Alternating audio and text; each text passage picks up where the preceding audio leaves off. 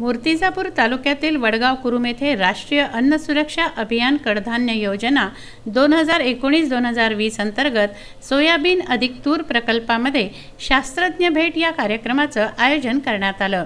या कार्यक्रमामध्ये डॉक्टर पंजाबराव देशमुख कृषी विद्यापीठाचे कीटक शास्त्रज्ञ प्राध्यापक राजेंद्र जाणे यांनी शेतकरी बांधवांना सोयाबीन, तूर, हरभरा, कपाशी व इतर पिकांबाबत एकात्मिक कीड व्यवस्थापन, बीज प्रक्रिया, खत व्यवस्थापन, फेरोमोन सापळ्यांचे व पक्षी थांब्याचे महत्त्व इत्यादींवर सविस्तर मार्गदर्शन करून शेतकऱ्यांना येणाऱ्या विविध अडचणींचं निरसन केलं।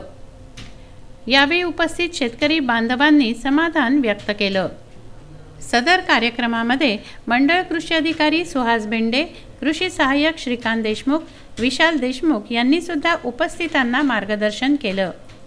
यावेळी उपसरपंच गुंफाबाई शिंदे, वसंत भारसकर, अरुण मोहोड, हरिभाऊ खिराडे, अमित हिंगणकर, उमेश पाठक, पुंडलिक चुडे, विजय कुरुमकर, गणेश सुलताने, राजेश मांडोकर या शेतकऱ्यांची आवर्जून उपस्थिती होती।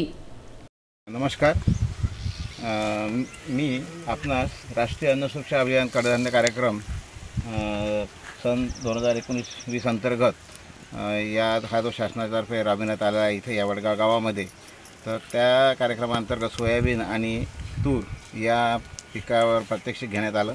तर महत्त्वाचं आपण पेरणीपासून तर काढणीपर्यंत तर हे जे आपण सगळं इथे कार्यक्रम राबविलेला आहे, यामध्ये शासनाकडून आपल्याला ज्या निविष्ट मिळाल्या त्यामध्ये बीज प्रक्रिया किंवा आपणसुद्धा सुरुवातीला बीज प्रक्रिया ही सगळ्यात महत्त्वाची बाब याच्यामध्ये आपल्या शेती जेव्हा आपण पेरणी करतो त्यावेळेस आवश्यक असते, कारण का बीज प्रक्रिया ही केल्याशिवाय पुढील आपल्याला रोगापासून पिकाचं संरक्षण होत नाही।